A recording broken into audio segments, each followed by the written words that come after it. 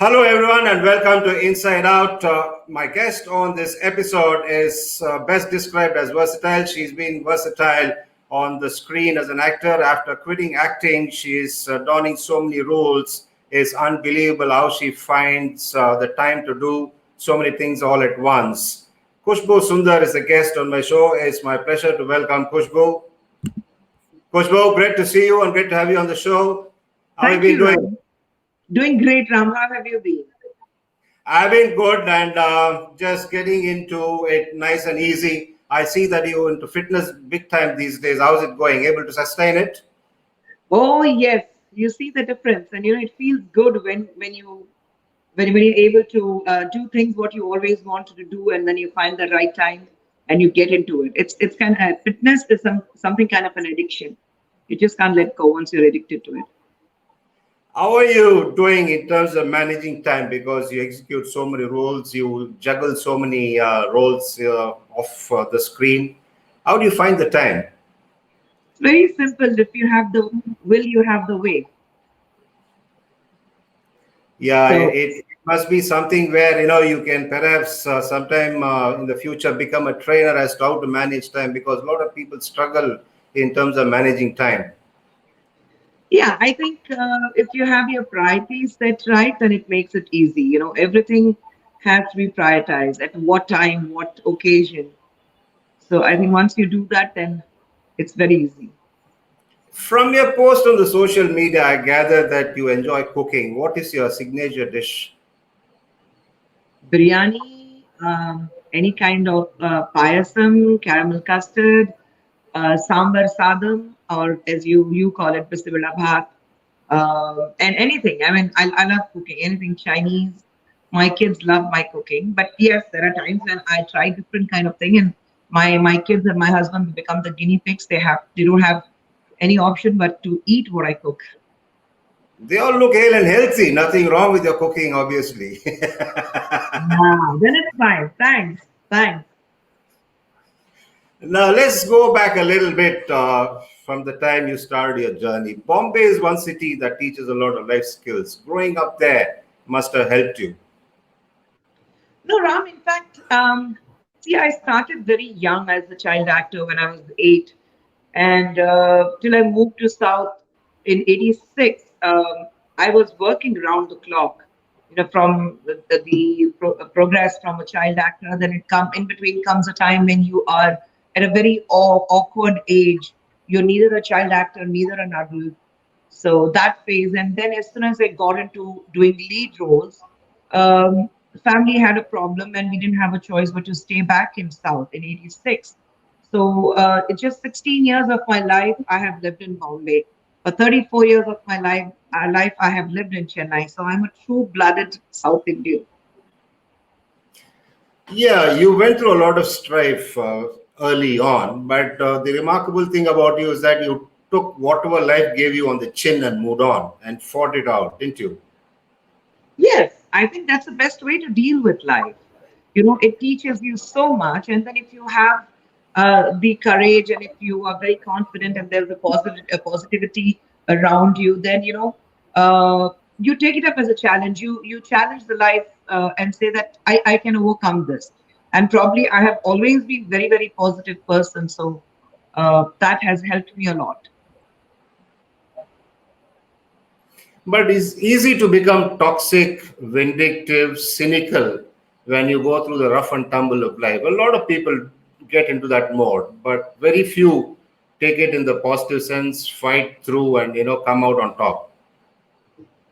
Yeah, I think I don't know how others deal with the Trump. For me, it has always been challenging myself and probably people who thought that I could never make it in life. For me, it was a challenge that I have to prove them wrong. And above everything else, I have to prove myself right that I'm made of a sterner stuff and I'm going to overcome this problem. It's like when dad left us in '86, we didn't have a choice but to leave everything in Bombay and stay back in Chennai. So we didn't have a house of our own. We didn't have any money. We didn't have any bank balance, nothing. And we were alone here, me, my mom, and my three elder brothers. And when dad left, he said, "You will come back to me begging that I should take all of you back." And that pushed me. I said, "No, I'd rather work hard and prove my mettle rather than going back." So 34 years, I haven't even seen him. So and I think I just engrossed myself so much in work that I didn't have time to think about anything else. It's like idle mind is a devil's workshop. So I didn't leave myself idle. I kept on working. I worked day in and out. So I was so busy, so much engrossed in work so that I didn't have anything else to think. Probably I had to sulk. Probably I had to wallow in self pity.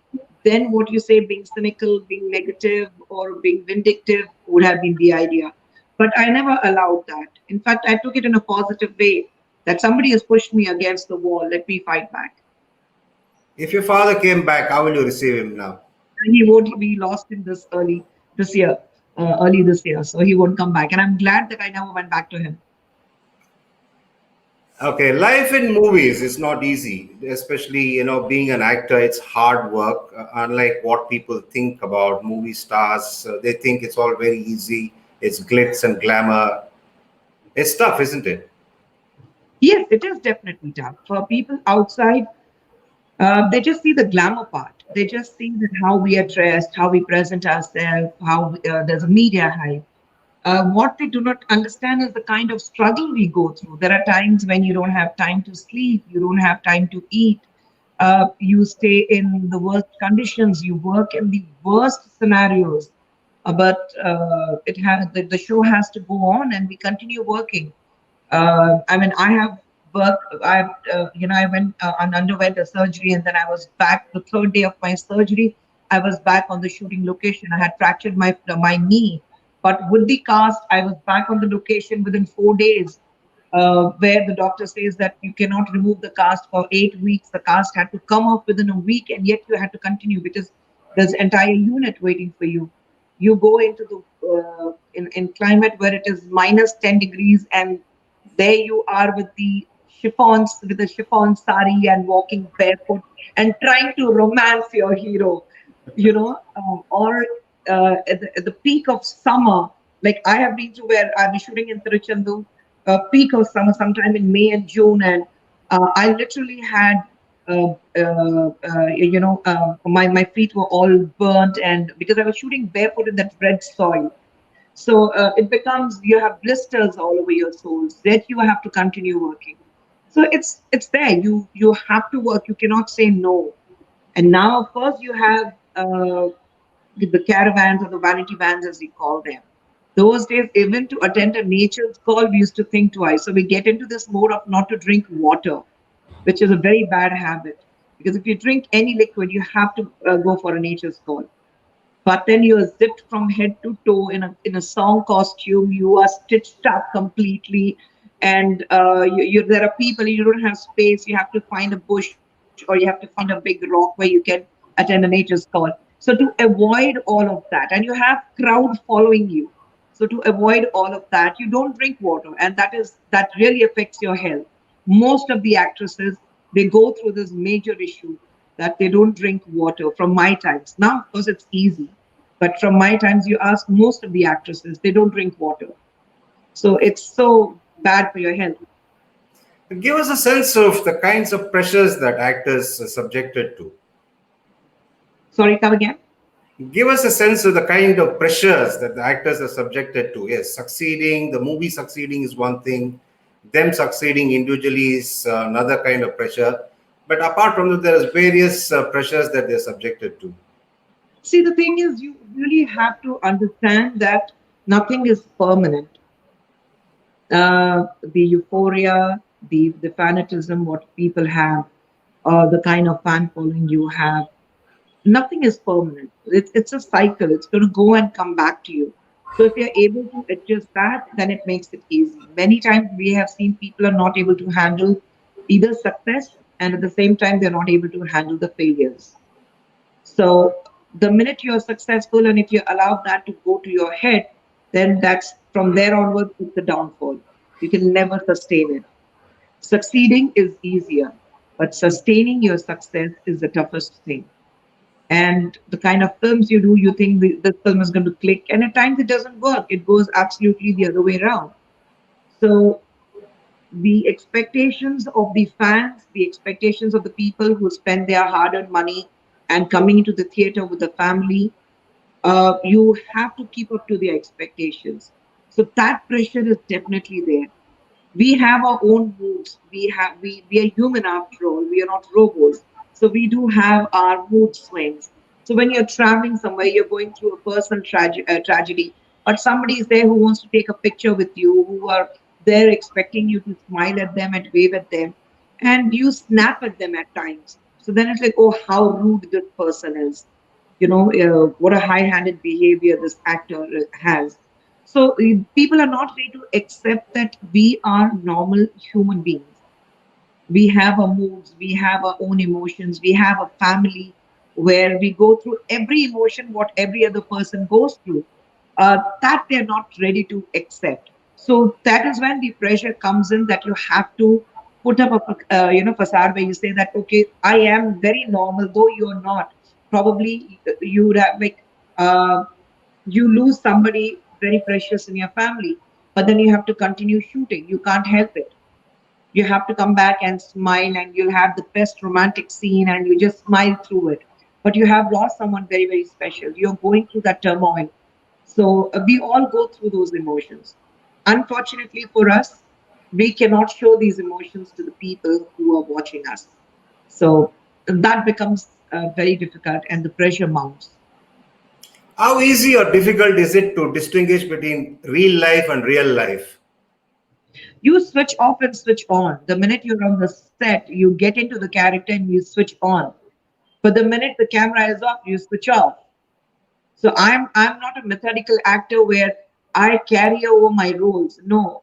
The minute you say off, I'm like on the set laughing and playing around, giggling. I can't carry over my roles home. And uh, for me, life has to be very, very normal for me as a person. So I just don't carry over my roles. I don't plan my roles. Of course, preparation does go into when you're playing one certain character. There is a preparation, uh, but I don't, start living that role. I don't do it. For me, it's very important that I come back to my normal self, where I come back and I'm with my family and I'm very normal. With my friends, I'm very normal. And if I play that character, if I bring that character home, or if before I was married, if I take it with my friends, நல்ல செருப்பால் அடிச்சிருப்பாங்க என்ன. My friend would have made sure that I'm grounded. There is uncertainty in sport and there is uncertainty in art. When I say art, I say in movie industry as well. It can challenge the strongest of minds. Yes, yes, we do. I just said it. In fact, when you are not doing well, then you start wondering.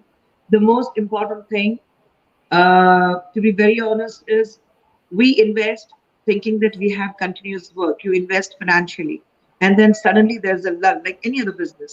And then you don't know what to do. You have invested, but then how do you go about? So those financial pressures do mount up. People think they go in AC cars, they live in AC rooms. We do not know what struggle is.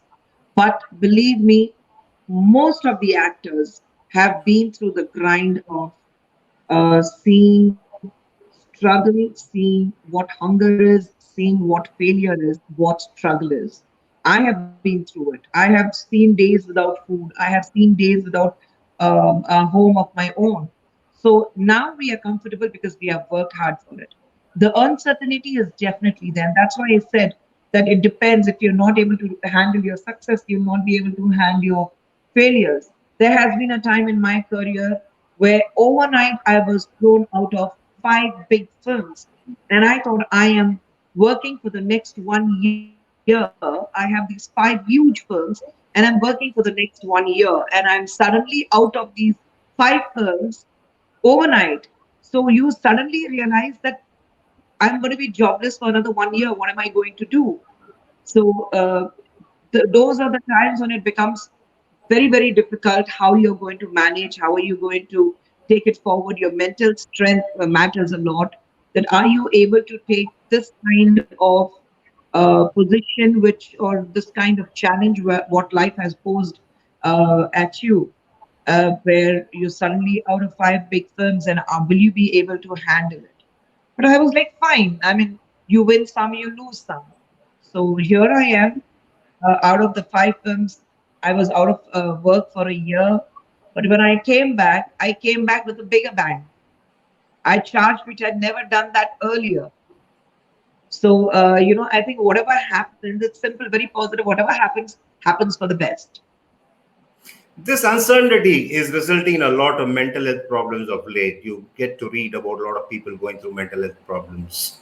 Is there any mechanism that is there for the people in the movie industry to latch on to try and mitigate this problem?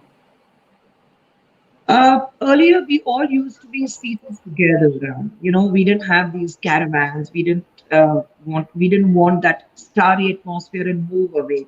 Whether it was Mr. Kamal Hassan or whether it was Mr. Rajnikant or Prabhu or Karthik or Satyaraj or Vijay, we all used to sit together, eat together, work together.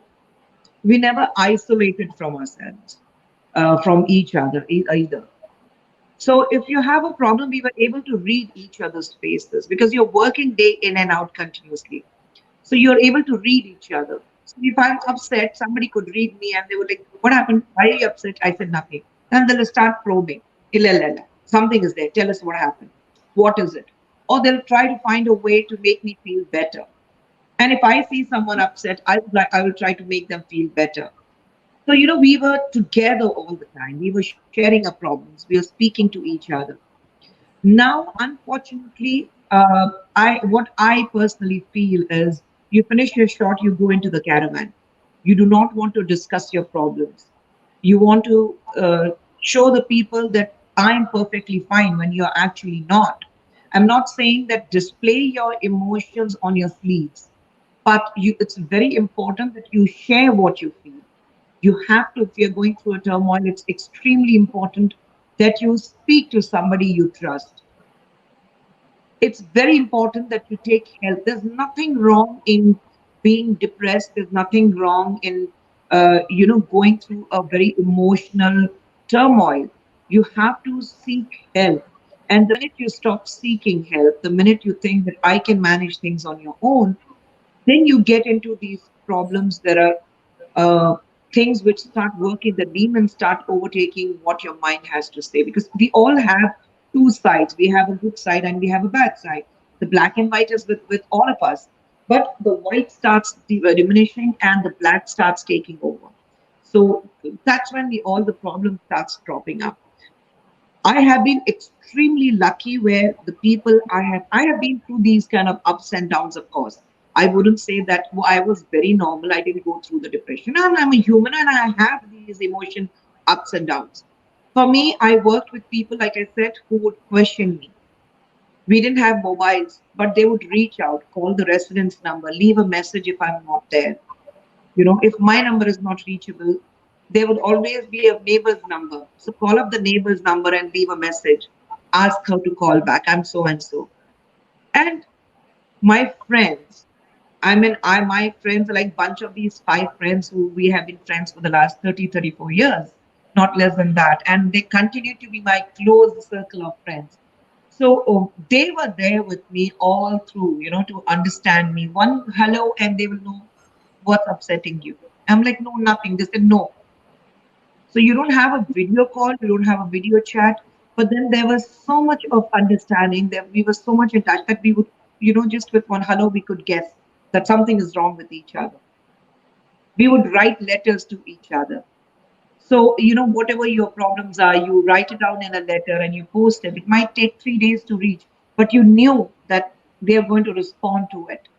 So all those emotions were there for you to vent it out. It was there for you to understand. Now they love to live in a bubble, or it's kind of four walls, glass walls they've created for themselves, where they want to portray that all is well when nothing is fine with you. So I think it's very important that you reach out, speak to somebody, ask for help, go to a psychologist, or go to a therapist, speak to them, tell them what your problems are. That helps a lot. Speaking helps a lot. Reaching out helps a lot. You have your own view about people committing suicide. Yes, I do. I do not. I really get angry. It angers me because people who commit suicide, I don't sympathize with them. I may be wrong, but this is what my idea is. I mean, you do something to yourself. You take that. I completely understand. You take that extreme step, and you move away. You know, uh, you. It's a matter of probably few minutes when you do something to yourself. But imagine people who love you unconditionally. You leave behind so much of pain that all their lives they are going to live with one guilt that I could not help this person, I could not read this person, or probably I went wrong somewhere in understanding this person I loved so much. So it's again, suicide is about in a spur of a moment.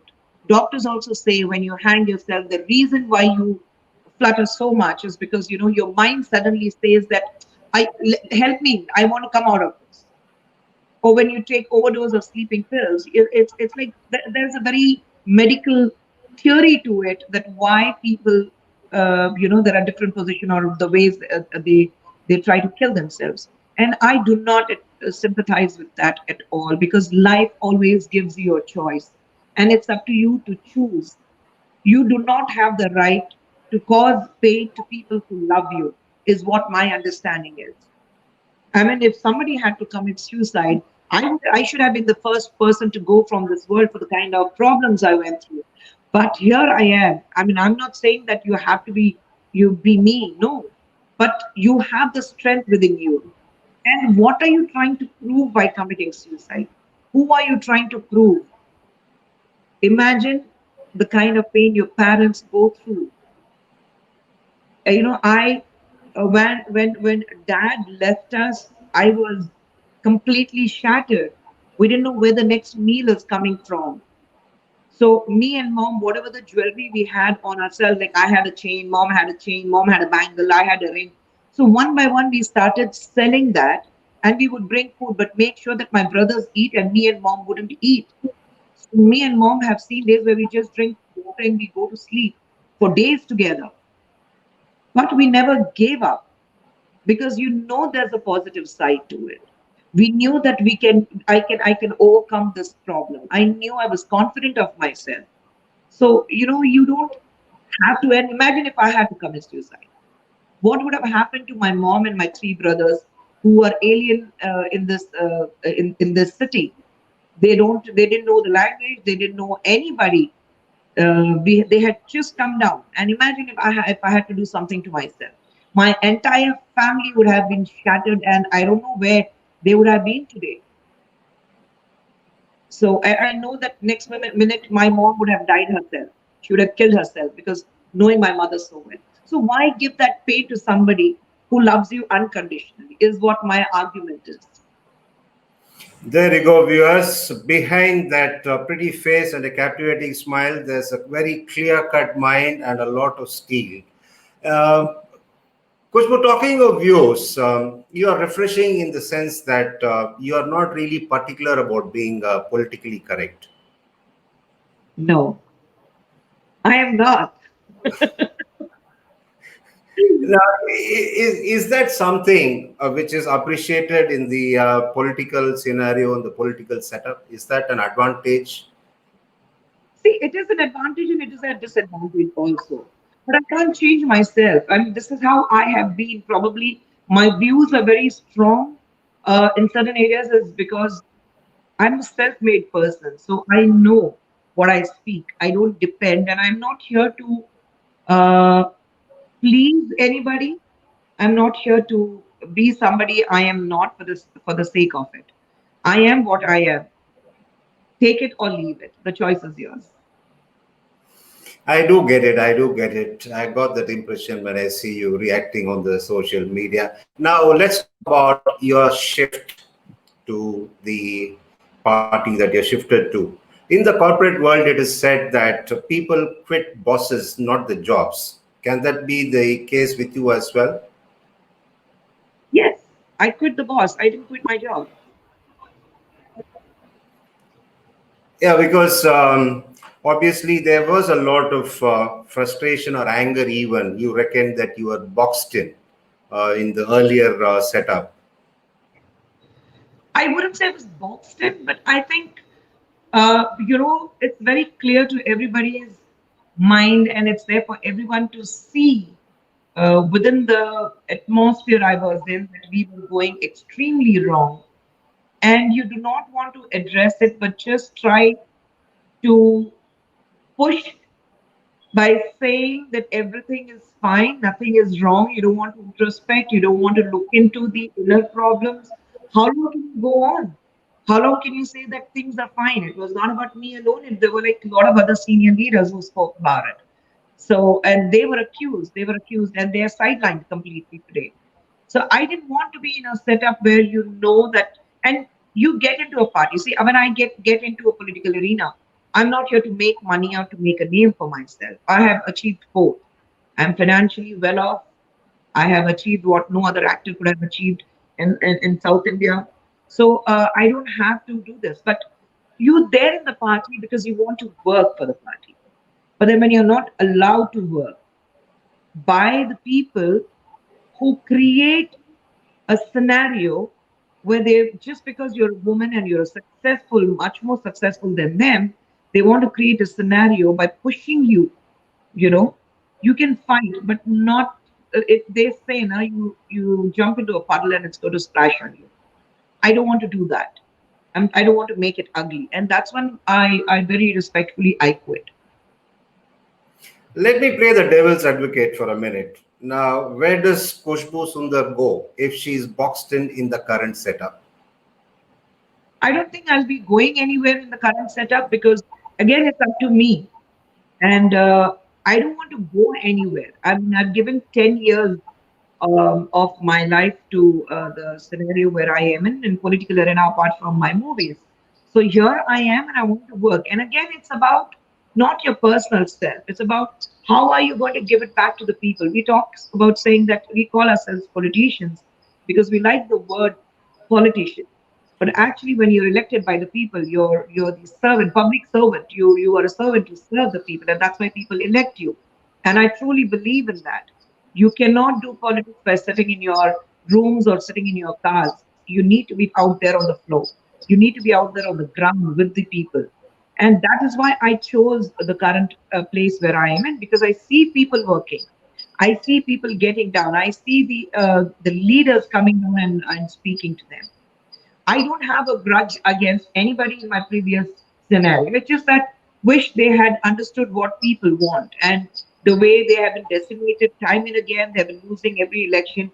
I mean, if they don't learn even now, then I really think that India is going to find a third front opposition and not them. So for me, it's important that there should be an opposition for democracy. There should be talks. There should be difference of opinions. But for me, it's also important speak what you believe in. And even the current place where I am, I have spoken all of this that I speak my mind. So when I don't feel it's right, I will comment. And they're perfectly fine with it. So it's not that you are, given one Lakshman Rekha and say that this is the borderline and you can't cross that. No, I'm perfectly fine. They're happy the way I am. If there was one overwhelming motive for you to join politics, what was it? Work for the women and children. Even after so many years, you see women, there have been domesticated violence, the kind of problems we see against women. We're still talking about 33% of giving equal space. I mean, forget about being equality. We still discuss that when a woman achieves, oh, she's broken the glass ceiling. Why are you so surprised that if a woman is an achiever? And that is when it starts hitting me. Come on, if a man achieves, nobody speaks about it. If there's a woman achiever, then you're like, a woman has achieved. When Joe Biden becomes a president, it's like it's fine. It's Joe Biden. But the minute Kamala Harris becomes a vice president, it's like you bring out her history. I'm like, come on. So what if she's a woman? She's an achiever and she's an achiever. I see Joe Biden and Kamala Harris together. I don't see a difference. So that starts working on me. The minute you have a woman achiever, then it's like, oh, she has achieved. I'm like, oh, she has achieved. Are Kamala yaar. I mean, you don't look at WV Raman and say that, oh, he has achieved. That's wrong, yaar. He has achieved. So why this discrimination? Why this inequality is what worries me. And children, I think every child needs to be educated. What they want to do in life is completely different. But then every child needs to be in school, and that is where I really, really want to work on. Okay, Kush, to be fair, when a man achieves greatness, they always say there's a woman behind his achievement. But that woman is not given any credit. No, I was Say, just joking. I was just joking. I was just joking. As an actor, you played the lead role for a long number of years. Are you happy playing the supporting role in politics? supporting role in politics, everybody cannot be the leader in politics. So there has to be one leader. It's like any other, even in films, there'll be one hero. Rest all will be subordinates and co-subordinates. So you do not one second. Sorry. Yeah. So even in politics there is one leader, and we all follow the leader. We believe in that leader and we follow the leader. So we all become subordinates. So it's absolutely fine till you know that the outcome of the product is going to be great. It's perfectly fine in being a subordinate. There's nothing wrong. You work hard. You work hard in bringing yourself that you are almost equal to that. The leader knows that you cannot do well without this subordinate of mine, and you work hard for that. So that is what becomes important. That how well you bring yourself. Hold on, I'm getting a call. Yeah, sorry. So that is what is very, very important for me. So it's perfectly fine. You playing a subordinate is not that it's going to hurt my ego. No, it's not. Do you think people recognize or want to recognize that there is more to Khushbu than a successful actor and a pretty face? I'm sure they will. There are some people who do recognize my potential, but I blame myself also partially for not achieving what I should have achieved. Probably it was a little laid back attitude of mine where I didn't push myself like I pushed myself in movies. I didn't push myself enough. But again, I would say it was basically because I didn't want to step on a puddle. I didn't want to get into that dirty business where you still have a very, very patriarchy mindset of men around. You still have the thought of a man where it says, after all, she's a woman. After all, she's an actress. They know that there's a woman who is intelligent, who is capable of going ahead of them. So you make sure that she does not move ahead. I have been through that process in these 10 years of my political career. And I did not push myself because I didn't want to play dirty. So partially I'm to be blamed. But yes, now I am like very clear what I want and I'm going to push myself. I'm not going to step into dirt. I'm going to jump over the puddle and move on. Okay, the vulnerable Nakat Khan assumed the identity of Khushbu. Khushbu became a very successful actor. How much of Nakat Khan is there in Khushbu now? Totally. There are two different people. Khushbu is for the world to see. My home, I'm still Nakat. Everyone in my family, my relatives in Bombay, my school friends, very few friends from movies, they still call me Nakat. They know me as Nakat. That's when the real me is there for them to see. So I do not like a lot of people calling me Nakat, especially people I'm not very associated with or I'm not very close to, because I feel it's very, very personal to me. So there are very few people in cinema who call me Nakat, and I'm fine with that. But otherwise, it's Kush. Everyone calls me Kush. How is Khushbu Sundar as a mother? I think I could give myself 7 on 10. I'm a little strict mother. I do have my with the 20-year-old and 18-year-old. I do have my guidelines for them.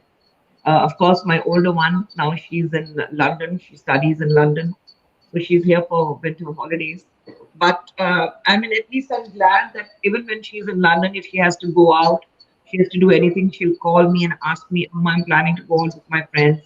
May I go? Or here, my younger one, she has her deadline that she has to be back home. If she's out with a friend, she has to be back home at certain time. This is the timing. So I have their guidelines, and I love to be with kids at home. I'm more of a friend, but to them, because as they grow, if I have a distance with them, then they will not discuss issues with me. They will not discuss the usual growing up teenage problems with me. Of course, I've been through that complete upheaval where every other mother is going to understand what it is to deal with two teenage girls at the same time. So, the younger one is always the little one. The older one, you have to tell her that please understand and adjust to the younger one. And then the elder one will have a mood. So why it's only me who has to make adjustments? Then you have to make it understand. The younger one will be like, she has the liberties, the older one has the liberties. Why the younger one doesn't have the same liberties? Then you have to explain it to them that you're still the baby of the family. So it's very recently, my younger one is like, when Avantika was here, her deadline was 10 o'clock. She could come back she would go out with her friends, and her timing was, Cinderella timing was 10 o'clock. For me, it's why is it 7 o'clock? Why can't I have 10 o'clock that deadline? And then I'm like, no, it's different. And then I had to, explain it to her that, see, Avantika doesn't move. She's kind of a person where I have to tell her, please, kuch veliye poye hai, go out with your friends, don't sit at home. I said, you're all the time out with your friends. So I have to push your deadline there. So, you explain things to them. And now, of course, we discuss if they are interested in some boys or some boys showing an interest in them. And they're like, Ma, there's this guy who's been calling me. So I said, I have to meet him first. And only then, if I say yes, you're allowed to go out. So all these, so we, mother and daughters, we are more of a friends. So my husband also keeps complaining, that mother and daughter, and my husband doesn't understand Hindi. So when we have to talk, speak a very secret language is Hindi in front of my husband will be like, ஏதோ ஒரு secret பேசிட்டு இருக்கீங்க அது மட்டும் தெரியுது. You guys are making sure that I don't understand anything. That's why you're talking in English, Hindi. So I think 7 on 10 is what I would love to give myself. Of course, I'm very, very lenient also. I give in very easily. But if I'm angry, then my anger is there for them to see. Are there more challenges when two successful and high profile individuals get into a marriage? Yes, of course, it is very challenging because you need to understand each other's work. Uh, I have no qualms in saying that it's a little more challenging for a woman because when you get married and you come in, your man is going out and working, and you are at home. You have to adjust to the new family. You have to adjust to the new lifestyle of the family you have come into. There's a mother-in-law, there are other in-laws you have to manage, and they are used to certain kind of lifestyle. They're used to certain kind of living, and you have to adjust. You have to bring in your own ideas, but that doesn't happen overnight. So you have to, patience is virtue. So you have to make sure that you show so much of patience. You try to understand them, bring a way where they understand you. For me, it was very important that um I wanted to be at home. I wanted to raise the kids myself. I didn't want a nanny. I didn't want anybody to look after my children but myself. And I've gladly done that. Probably not many have the liberty to do that, but my husband is away for months together. Even when he's here, his post production work, I know that he'll be away. He'll come back only the next day morning. And there are times when he doesn't come home 24 hours. He'll just call up and say, send my dress. I'm going to stay back at the studio and finish working. So you have to adjust to that. You have to, their moods because they're creators, they're creative minds. I'm not a creative mind. I'm just an actor. I go and work. But creative mind, it's there are too many things that work in their head. So you have to understand their moods. You have to understand their mood swings. You do not know. You can't have a very normal conversation at times because there's something else running in your mind. So you have to understand them, and it is difficult. It is challenging. For me, of course, it is challenging uh, because I manage home, I manage work, I manage my production, and my political scenario also. So for Sundar also, it is extremely difficult to understand the kind of moods I go through. Fortunately for us, we are very, very transparent to each other. So we read each other very well, and that's not difficult. Of course, like any other couple, we fight, we scream, we don't speak to each other for weeks together. And it's like, hell with you. I have to live my life with you. The bottom line is you love each other. So, we go through those problems where he screams, I scream. It's fine. Talking about domestic life, I have to ask you one particular question. Who wears the pants in your house? My husband. I didn't expect anything different from you. He definitely does. Uh, if you want to improve one quality of yours, what will that be? Improve one quality of mine, my short temper. Join the club.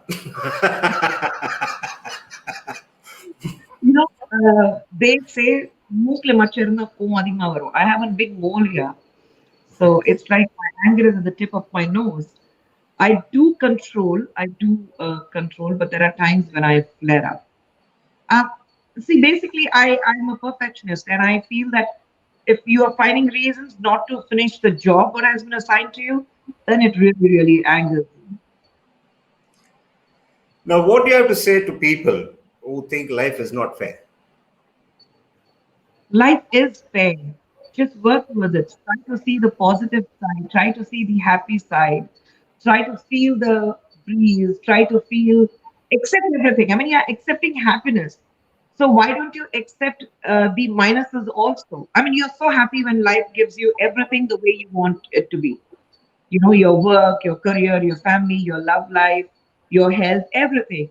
So there are times when life is not fair. It's probably life wants to teach you a lesson that, listen, man, you need to understand and program yourself that there are going to be ups and downs in life. So get tuned to this also. It's not going to be smooth sailing. And what is life if there are no more ups and downs or a roller coaster? It's going to be very boring. Yeah, you have to have roller coaster ride in life. Otherwise, life is so boring. Okay, which CM post is Khushbu Sundar vying for, or at least got on the horizon? Is it the chief minister's post or the cabinet minister's post? Both involved moving in a northerly direction. If you ask me, I'm looking at more of um, cabinet. I'm not looking at the CM post. I would love to be at the center uh, because I think I can work a little more. CM, of course, but you are the deciding factor when it comes to the state. But I still feel, for me, somebody like me, especially knowing myself very well, I would see myself as someone in the cabinet where I have a complete free hand to work in the areas where I really want to. Khushbu Sundar, thanks a lot for your time and as usual for your forthright views. I enjoyed having the chat with you. I hope you did as well. Yes, Ram, definitely. It was wonderful to speak to you. My regards to all your family members. Have fun and stay safe. You owe me tea. Remember that. Of You come course, to you after come to after after this is one more lunch. It's two lunches now. let's start with tea first. Okay. Okay, All right. right. We'll Take do care. that. Thanks a Thank lot. you. Take care. Bye. Thank Bye. you. That was Khushbu Sundar. I'm sure all of you would have enjoyed our conversation. Until I catch up with you next time, stay safe and be good.